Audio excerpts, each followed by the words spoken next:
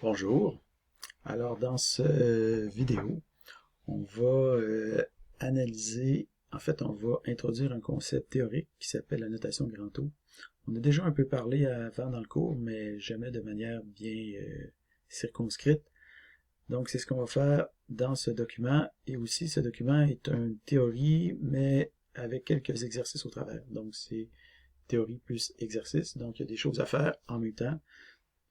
Donc, vous devez remettre le document à la fin comme un genre de petit exercice.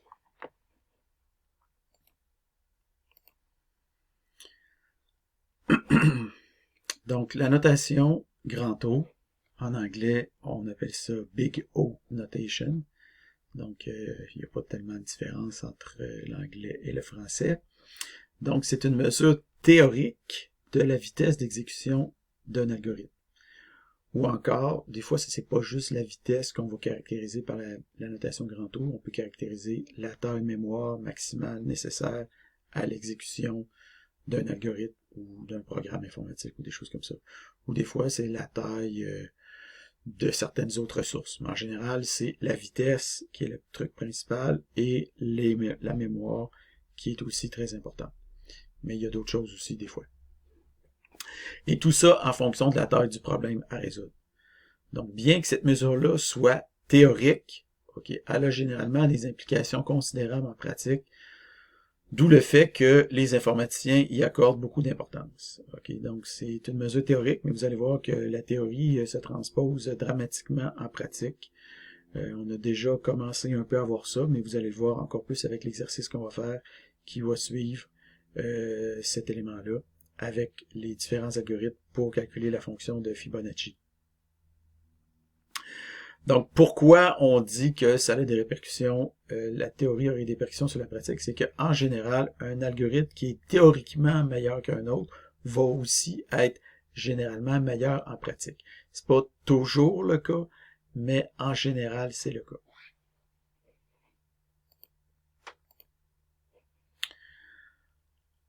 Donc, voici le plan de la présentation. On va commencer par introduire le concept de taille du problème. Ensuite de ça, le concept de la signification de ce qu'on entend par grand O de n. Ensuite de ça, on va introduire d'autres notations grand O, comme grand O de 1, grand O de n carré, grand O de a exposant n, etc. On va étudier un peu une complexité comparative pour comprendre un peu, démêler tous ces concepts-là. En fait, c'est essentiellement des questions dans ce cas-là. On va s'attarder sur la hiérarchisation des différentes complexités, puis finalement, la conclusion.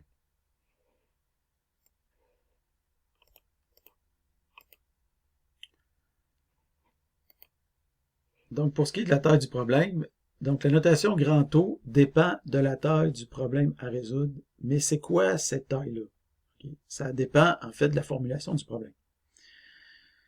Donc, par exemple, si on dit calculer le énième terme de la suite de Fibonacci, ben, le énième terme, la taille du problème, c'est n. Calculer les n premiers termes de la suite de Fibonacci, encore une fois, la taille du problème, c'est n. Le problème n'est pas le même, mais la taille du problème, c'est n. Calculer les n premières décimales de pi, la taille du problème, c'est n. Trier une liste de n éléments, la taille du problème, c'est n. Chercher un élément dans une liste de n éléments, la taille du problème, c'est n. Trouver son chemin dans un labyrinthe de taille n par n, la taille du problème, c'est n. Trouver son chemin dans un labyrinthe de taille L par H, ou si vous voulez, largeur par hauteur. La taille du problème, en fait, dans ce cas-là, on a deux tailles. On a la largeur et on a la hauteur. Après ça, multiplier une matrice de taille A par B par une matrice de taille B par C, on aurait vraisemblablement trois tailles du problème, A, B et C. Donc, des fois, la taille, c'est pas toujours un nombre, des fois, c'est plusieurs nombres.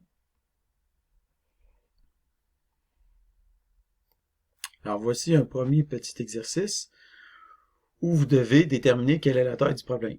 Donc, vous avez différentes questions et vous répondez ici quelle est la taille du problème. Donc, c'est sûr que dans ces exemples-là, vous allez voir que c'est assez clair c'est quoi la taille du problème. Donc, c'est pour ça ici que c'est écrit explicite, parce que explicitement, en quelque sorte, la taille est mentionnée dans l'énoncé du problème. Mais parfois, la taille du problème n'est pas mentionnée, est incomplète ou est implicite, si vous voulez, ou est pas généralisée. Okay. Par exemple, si on dit multiplier deux nombres, c'est quoi la taille du problème? Multiplier deux nombres. Trouver toutes les erreurs d'orthographe dans un texte de 500 mots. C'est quoi la taille du problème? Étant donné un réseau routier, quel est le chemin le plus court en termes de distance entre deux villes? C'est quoi la taille du problème? Donc, multiplier deux nombres, ben, ça peut peut-être dépendre de c'est quoi la taille des nombres, c'est quoi la base qui est utilisée pour ces nombres-là. Trouver toutes les erreurs d'orthographe dans un texte de 500 mots. Ben, peut-être qu'il faut généraliser ici le problème. Donc, la généralisation, c'est qu'on part pas de 500, de 5000 mots, on part de 5000, puis on s'en va à N mots. Info manquante, c'est quoi la taille du dictionnaire, peut-être? Donc, parce que quand on va chercher les erreurs, il va falloir les chercher dans un dictionnaire. Donc, c'est quoi la taille du dictionnaire? Donc, peut-être M mots, il y a peut-être deux variables. C'est quoi le plus court chemin? Ben, des infos peut-être qui manquent à propos du réseau routier. C'est quoi le nombre total de points de jonction? Donc, des nœuds dans un graphe. C'est quoi le nombre total de tronçons de route entre les différentes jonctions? Donc, les arrêts dans un graphe. Donc, quelle est la taille du problème implicite? Okay, donc, vous devez déterminer, dans ce cas-là, là, il n'y a pas de plusieurs tailles, il y a juste une taille. Donc, vous devez déterminer c'est quoi n, si vous voulez, dans chacun de ces problèmes-là. Donc, calculer les décimales de racine de 2, créer une dissertation pour le cours de philo ou de français, chercher un mot dans le dictionnaire, multiplier un nombre par lui-même à la main, remplacer toutes les occurrences du mot rouge par le mot bleu dans un texte, calculer la factorielle. Donc, ce serait quoi n, la taille du problème dans ce cas-là.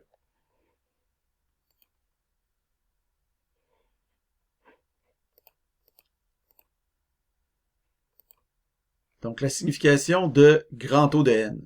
Donc, grand O de n, c'est une grossière simplification qui indique que l'utilisation d'une ressource est proportionnelle à la taille du problème à résoudre, en faisant abstraction des coûts fixes. Donc, on parle de complexité linéaire dans le jargon. Donc, la définition mathématique exacte est différente de ce qu'on a dit un peu plus haut, mais la signification qu'on vient d'énoncer correspond à peu près à 99% des cas réels. Donc, généralement, cette ressource-là qu'on veut caractériser, c'est le temps, mais des fois, c'est la mémoire ou d'autres ressources, comme on l'a déjà dit précédemment. Donc, cette estimation-là est grossière parce qu'elle fait abstraction des détails. Donc, on va voir ce qu'on veut dire par là, par des exemples. Donc, supposons que vous demandez à différentes personnes autour de la Terre de mesurer le temps que ça prend pour calculer la factorielle de n, puis après ça, de vous renvoyer, dans chaque cas, l'équation qui généralise les mesures obtenues. Donc, ces personnes-là ont calculé la factorielle pour 1, 2, 3, 4, 5, 6, 7, 8, 9, 10, mettons jusqu'à 20. Puis après ça, ils ont calculé, grosso modo, le temps que ça leur prend en fonction de n. Okay? Puis ils vous ont renvoyé leur équation. Fait que là, il y a des équipes A, B, C, D. L'équipe A, eux, ça leur a pris 99 n microsecondes pour faire les calculs qui dépendent de n. L'équipe B, ça leur a pris 0.4 n millisecondes. L'équipe C, ça leur a pris n plus 1 minute, parce qu'eux autres, ils ont fait le calcul à la main. Puis l'équipe D, ça leur a pris 40 814 n plus 435 972 nanosecondes.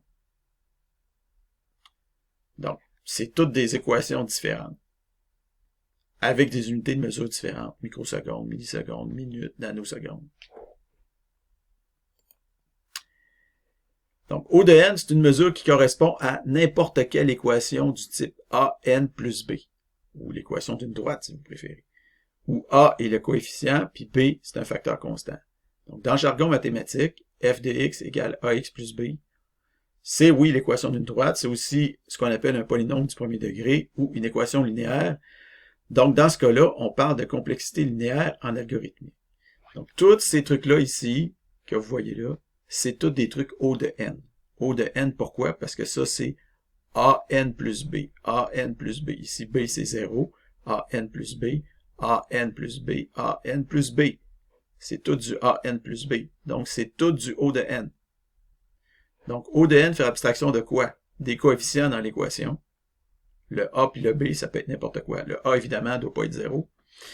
Et de l'unité de mesure. Ça fait aussi abstraction de l'unité de mesure. Okay.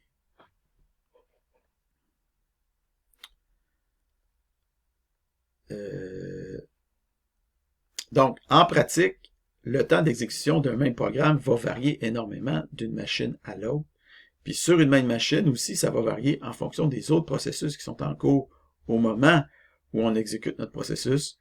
Puis en fonction du pourcentage de fonctionnement du CPU, est-ce que le CPU a été surchargé précédemment? Est-ce qu'il est trop chaud? Dans ce temps-là, il va se mettre en sauvegarde d'énergie ou des choses comme ça. Donc, ça va ralentir. Il y a plein de facteurs de nos jours qui modifient ou qui modulent la vitesse d'un ordinateur. Okay. Mais quelle que soit la machine ou le moment où vous effectuez vos calculs de temps, votre algorithme va toujours être O de n. Il ne peut pas déroger à cette caractéristique-là. Donc, O de n, c'est un invariant, si vous voulez, de ces algorithmes-là ici.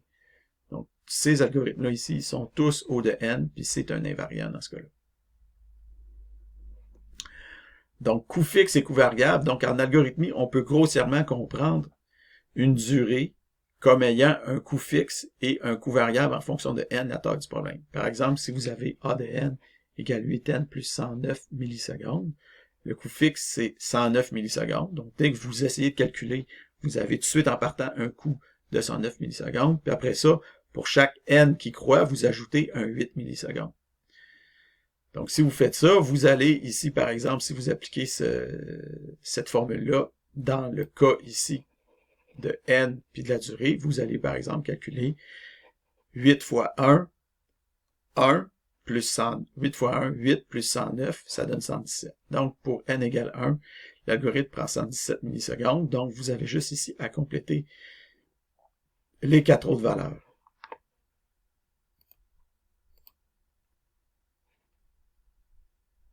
Bon. Excusez, c'est parce que là, j'ai comme eu un... Bon, il y a comme un petit bug, là.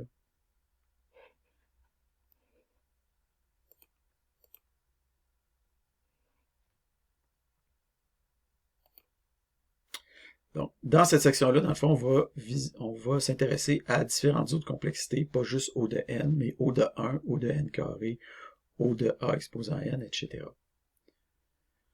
Donc, O de 1, c'est une grossière simplification qui indique que l'utilisation d'une ressource est indépendante de la taille du problème à résoudre. On parle de complexité constante dans le jargon. Par exemple, sur une machine 64 bits, additionner deux nombres de 64 bits ou moins prend un temps qui est indépendant de la taille du nombre. Donc, ça, c'était pas vrai en 1960, mais dans les machines aujourd'hui, c'est vrai. Donc, ce temps peut bien sûr varier d'une exécution à l'autre ou d'une machine à l'autre, mais dans des conditions idéales et équivalentes, ça serait probablement toujours le même, ça serait constant. Ensuite de ça, O de n carré, c'est une grossière simplification qui indique que l'utilisation d'une ressource est asymptotiquement proportionnelle au carré de la taille du problème à résoudre. On parle de complexité quadratique dans le jargon. Donc, quadratique, c'est de la bizarre. Quadra, ça veut dire 4. La complexité quadratique, c'est toujours associé à un exposant de 2. OK? Fouillez-moi, c'est qui a sorti ça quelque part. Mais, bon, parce qu'on dit les équations quadratiques. Donc, regardez, là. Je pense que ça vient des temps immémoriaux. On appelle ça comme ça. Donc, les équations de mesure suivantes sont toutes O de n carré. Par exemple, A de n égale 0,14 n carré. B de n égale 3 n carré plus 35. Puis C de n égale n moins 2 moins 455 n plus 45 millions. OK. Pourquoi ça, c'est O de n carré? Parce que le terme dans un polynôme, OK, ça c'est un polynôme, le terme quadratique domine toujours le terme linéaire. Donc, le terme quadratique domine toujours le terme linéaire. Donc, ça ici, c'est aussi une équation quadratique. Okay? Donc, des exemples d'algorithmes quadratiques, vous avez plusieurs algorithmes de tri qui sont quadratiques, comme un qui s'appelle Bubble Sort, l'autre qui s'appelle Insertion Sort. C'est ça qu'on n'a pas vu. On n'a pas eu le temps de voir les algorithmes de tri, mais de nos jours, c'est plus ou moins pertinent de s'attarder à ça. Donc, bon, Peut-être qu'à un moment donné, on pourra s'y attarder. Ouais, peut-être que je devrais en parler, mais enfin. Multiplier deux grands nombres de même taille. Calculer la distance entre deux mots de même taille. Puis, en fait, beaucoup de choses qui se font en deux dimensions, comme basculer, pivoter ou redimensionner une image. Ensuite de ça, l'assignation de O de A exposant N. Donc, O de A exposant N, c'est une grossière simplification qui indique que l'utilisation d'une ressource est exponentielle. On parle de complexité exponentielle dans le jargon. Les équations de mesure suivantes sont toutes exponentielles. Donc, A de N égale 2 exposant N, B de N égale 40 fois 5 exposant N plus 50, et 344 fois 1.45 exposant N-9 plus 8N carré plus 4N plus 77. Pourquoi ça c'est exponentiel? Parce que dans une équation, le terme exponentiel domine toujours, généralement, tous les autres termes. Okay. Donc, les algorithmes exponentiels sont généralement limités dans leur applicabilité car l'utilisation des ressources devient rapidement prohibitive. Ils conviennent pour des petites tailles de n et ce qui se passe réellement sur la machine, en réalité, compte beaucoup pour leur usage en pratique. Ce qu'on veut dire, c'est que ces algorithmes-là, en général, se prêtent pas bien à une augmentation de la taille du problème. Néanmoins, il y a beaucoup de problèmes qui ne peuvent se résoudre que exponentiellement. Donc, on est pogné avec ça, si vous voulez. Donc, dans ce temps-là, on n'a pas le choix, il faut utiliser des algorithmes exponentiels, mais à ce moment-là, on est limité dans l'applicabilité de ces algorithmes-là. Puis souvent, c'est ce qui fait qu'aujourd'hui, quand on dit, ben là, les ordinateurs sont de plus en plus puissants, fait qu'on peut de plus en plus faire des calculs, ce qui nous permet de plus en plus de prédire des choses, par exemple, les problèmes météorologiques. Je veux dire, c'est des calculs exponentiels. Donc, le nombre de variables est inouï. Donc, ce genre de truc-là, ça prend des machines hyper puissantes. Puis c'est pour ça qu'on avance à pas de tortue sur la capacité qu'on a de prévoir. Ben, en plus, ça prend des mesures qui sont bonnes, mais même quand on a des bonnes mesures, il faut être en mesure de faire faut être capable de faire les calculs. Donc, des exemples d'algorithmes exponentiels Fibonacci récursif naïf, comme on va le voir dans l'exercice. L'intelligence artificielle de la plupart des jeux, comme les échecs ou le Go. Résoudre un sudoku par backtracking, qui est une technique de résolution. Rechercher un mot de passe par force brute. Des choses comme ça. OK? Maintenant, l'assignation de O de log de n. Donc, O de log de n, c'est une grossière simplification qui indique que l'utilisation d'une ressource est logarithmique. Donc, on parle de complexité logarithmique dans le jargon. Donc, les équations de mesure ci-dessous sont toutes O de log de n. Donc, 2 fois log de n plus 99, 40 fois log de 3 n carré plus 8 moins 44, log 10 de n plus log 3 de n. Okay, tout ça, c'est du log de n. Donc, les algorithmes logarithmiques sont généralement extrêmement avantageux et rapides. En effet, pour eux, doubler ou multiplier par 10 la taille d'un problème ne fait qu'augmenter d'un facteur constant l'utilisation de la ressource. Donc, si par exemple, vous cherchez un mot dans un dictionnaire de 100 mots, puis que ça vous prend 5 millisecondes, puis que dans un dictionnaire de 1000 mots, ça vous prend 6 millisecondes, alors chercher dans un dictionnaire de 10 000 mots va vous prendre combien de temps? Et dans un dictionnaire de 1 million de mots, combien de temps ça va vous prendre? Donc, prochaine diapo. Donc, ici, on l'a. Donc, dans un dictionnaire de 100 mots, ça prend 5 millisecondes. Dans un dictionnaire de 1000 mots, ça prend 6 millisecondes. On a multiplié la taille du dictionnaire par 10, mais ça prend juste 1 milliseconde de plus. On multiplie encore la taille du dictionnaire par 10. On passe d'un dictionnaire de 1000 mots à un dictionnaire de 10 000 mots. Ça prend 7 millisecondes. On vient d'augmenter de 1 milliseconde le temps que ça prend. Donc, vous allez dire, effectivement, que on peut pas parler de complexité constante parce que le temps augmente avec la taille du problème, mais il augmente de manière infime. Donc, c'est ce qu'on appelle une augmentation logarithmique. Donc, vous avez juste ici à compléter pour 100 000 et 1 million. Je pense que ça sera pas trop difficile. Il existe une foule d'autres complexités qu'on peut rencontrer. Par exemple, vous avez la complexité n log n, on peut parler de, par exemple, trier n éléments en utilisant merge sort ou quick sort. En fait, l'algorithme que vous utilisez pour trier normalement dans vos langages de programmation, en C# par exemple, ben c'est tout des trucs n log n, ok? Donc, grosso modo. Des fois, c'est pas toujours ça, mais en général, en moyenne, c'est n log n. Parce que, enfin, c'est ça. Donc, dans le n log n, on va parler de complexité quasi linéaire ou log linéaire. Donc, c'est à peine plus que linéaire. O de racine de n, par exemple, pour factoriser un nombre n, ça prend un temps O de racine de n. O de n cube, par exemple, pour multiplier deux matrices carrées de taille n, ça va prendre un temps O de n cube. Donc, il y a aussi d'autres exemples là, dans ces catégories-là. Mais c'est des complexités qu'on rencontre peut-être un petit peu moins souvent.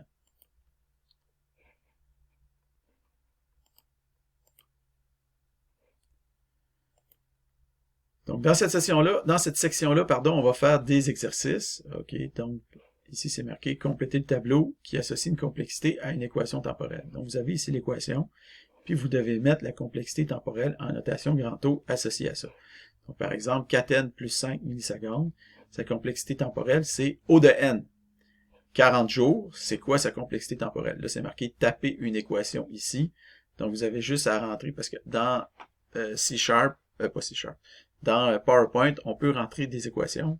Donc, moi, j'ai déjà fait le alt égal pour rentrer une équation. Vous avez juste à rentrer l'équation, par exemple, O de n, O de log de n, ou ce que vous voulez. Donc, vous tapez à l'emplacement en question. Normalement, ça devrait apparaître en rouge. Après ça, 3 exposant n plus 2, n plus 5, c'est quoi sa complexité? Log de n cube plus 8 microsecondes, c'est quoi sa complexité? N fois n plus 1 seconde, c'est quoi sa complexité? Après ça, donnez-moi ici une équation qui a une complexité O de n carré et une équation qui a une complexité O de racine de n. Donc, rien de très sorcier pour le moment. Comparaison entre la complexité constante log et logarithmique et linéaire. Donc, supposons que vous disposez de 3 algorithmes distincts pour résoudre un même problème de taille variable. Un algorithme qui se déroule en temps constant, un algorithme qui se déroule en temps logarithmique, et un algorithme qui se déroule en temps linéaire. Donc, vous avez mesuré les durées pour 10, des tailles de problème 10, 100 et 1000, et vous avez obtenu les valeurs que vous voyez ici. Donc, vous devez maintenant compléter pour 1000, 10 000, 100 000 et 1 million les différentes valeurs que vous obtiendriez ici avec l'algorithme constant, avec l'algorithme logarithmique et avec l'algorithme linéaire.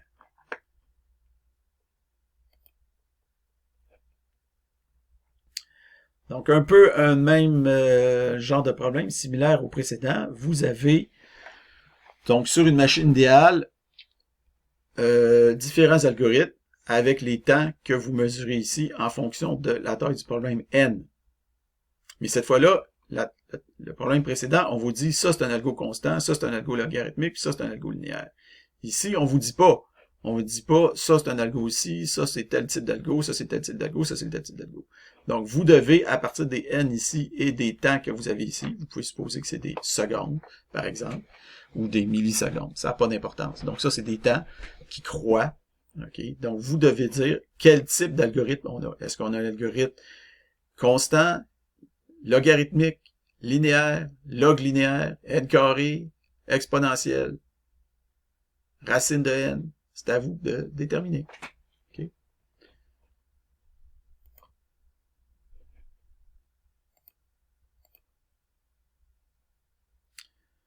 Donc, hiérarchisation des complexités.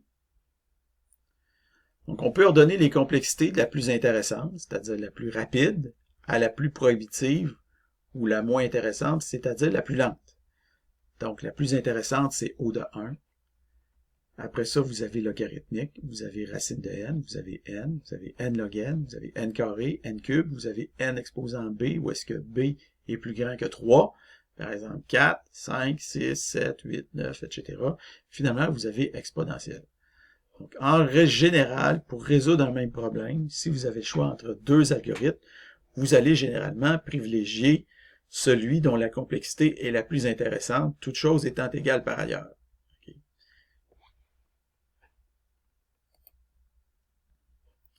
Donc, dans une équation complexe, c'est toujours le terme le plus haut dans la hiérarchie qui l'emporte sur les autres puis qui détermine le grand O. Donc, il peut aussi y avoir plusieurs termes de même niveau, mais ça ne change rien au niveau global du grand O. Par exemple, ici, si on a cette équation-là, le terme dominant entre n carré puis racine de n, c'est n carré qui est le terme dominant parce que c'est le plus haut dans la hiérarchie que vous avez ici. Le n carré est ici. Donc, il domine le n et le racine de n. Donc, c'est O de n carré. C'est une équation, c'est un temps quadratique. Si vous avez 3n plus 5 log de n plus 7, le terme dominant, c'est n versus log de n. Donc, vous avez une complexité linéaire. Et finalement, si vous avez 10n plus 2 exposant n plus 3 exposant n plus 4 exposant n plus 5, ben, 2 exposant n, 3 exposant n, 4 exposant n, ça c'est un terme exponentiel, ça c'est un terme exponentiel, ça c'est un terme exponentiel. Donc, vous avez un truc exponentiel. Okay. Donc, même si vous avez plusieurs termes, ça ne change rien. Vous pourriez en avoir 60. Ça ne changerait rien que ça reste exponentiel.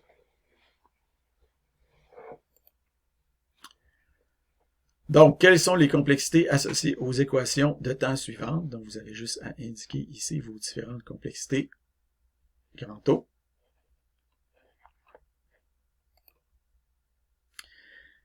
Alors, la hiérarchisation nous permet aussi de calculer facilement la complexité d'une tâche multiple séquentielle si on connaît la complexité respective des sous-tâches. La règle est assez simple, c'est que la complexité d'une tâche multiple séquentielle est égale à la complexité de sa tâche la plus lente. Okay? Donc, si vous voulez, on mesure la force d'une chaîne à son maillon le plus faible, puis dans le cas d'une tâche séquentielle multiple, le maillon le plus faible, c'est celui qui prend le plus de temps. Par exemple, si on prend une espèce d'algorithme, si vous voulez, pour vous rendre jusqu'au cégep, à supposer que ce soit possible. Donc, vous allez ramasser vos affaires. Ça prend un temps O de 1. Là, la variable, la taille du problème, c'est la distance entre votre maison et le cégep. Okay? C'est ça qui est la taille du problème, N. Donc, ramasser vos affaires, est-ce que ça dépend de la distance entre votre maison et le cégep? Non, c'est O de 1. Embarquer dans l'auto pour la démarrer, O de 1. Conduire jusqu'au cégep, O de N. Ça dépend de la distance que vous êtes du cégep. Vous trouvez un espace dans le stationnement, peut-être en taponnant ou zigonnant un peu. Ben, O de 1, ça dépend pas de la distance entre votre maison et le cégep, mais peut-être que le O de 1 là, va être un petit peu très variable, hein, en fonction des journées et des situations. Arrêtez l'auto, prendre vos affaires, O de 1, puis finalement marcher jusqu'à l'entrée la plus proche, environ O de 1 encore une fois. Donc, la tâche la plus lente, c'est de conduire jusqu'au cégep. Donc, la complexité complète de cet algorithme-là est O de N. Un autre exemple. Donc, pour ajouter un élément dans une liste triée, vous pouvez procéder de deux manières.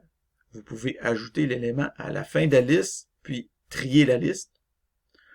Ou alors, vous pouvez trouver le bon emplacement dans la liste, puis l'insérer à cet emplacement-là.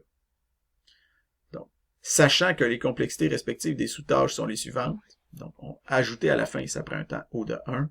Trier, ça prend un temps O de n log n.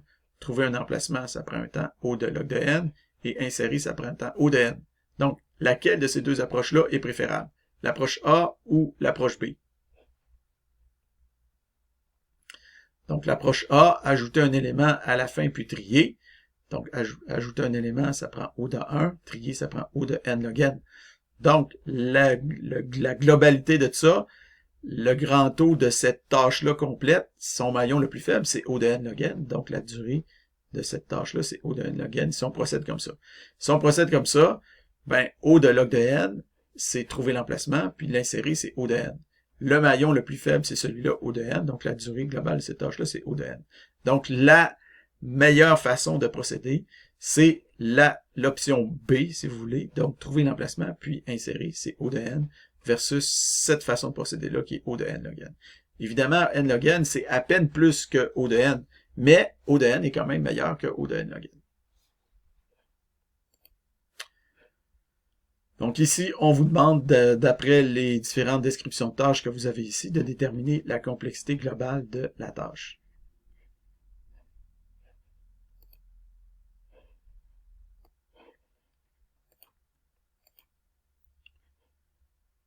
Donc, en conclusion, la notation grand O permet de caractériser grossièrement la vitesse des algorithmes en fonction de la taille du problème à résoudre. Donc, la taille, des fois, est... En général, la taille, il faut un peu deviner c'est quoi qu'on veut dire par taille du problème. Donc, à force de faire des algorithmes, on comprend, on finit par comprendre c'est quoi les variables importantes pour caractériser notre taille du problème. Donc, la notation grand O permet de simplifier les équations temporelles disparates qui dépendent d'une machine, en fait, qui dépendent de la machine, des conditions de fonctionnement, des unités de mesure, etc. Donc, la notation de grand O fait abstraction de ça. On peut hiérarchiser les complexités de la plus avantageuse, qui est la complexité constante, jusqu'à la plus désavantageuse, qui est la complexité exponentielle. Donc, la complexité globale d'une tâche se mesure à son maillon le plus faible, c'est-à-dire le plus lent. Les complexités les plus courantes sont constantes, logarithmiques, linéaires, quasi-linéaires ou log linéaires si vous préférez, quadratiques et exponentielles. Mais il y en a d'autres. Donc ça ici, vous pouvez vérifier que vous avez bien répondu à ces 5 questions-là et vérifier que vous avez bien répondu aussi à ces questions-là. Et finalement, vous aviez ici 10 diapos à remplir. Donc, si vous avez rempli les 10 diapos, vous vous mettez 10 points, tout simplement. Et vous me remettez sur Léa ce PowerPoint avec votre temps que ça vous a pris pour faire l'exercice. Alors voilà, merci.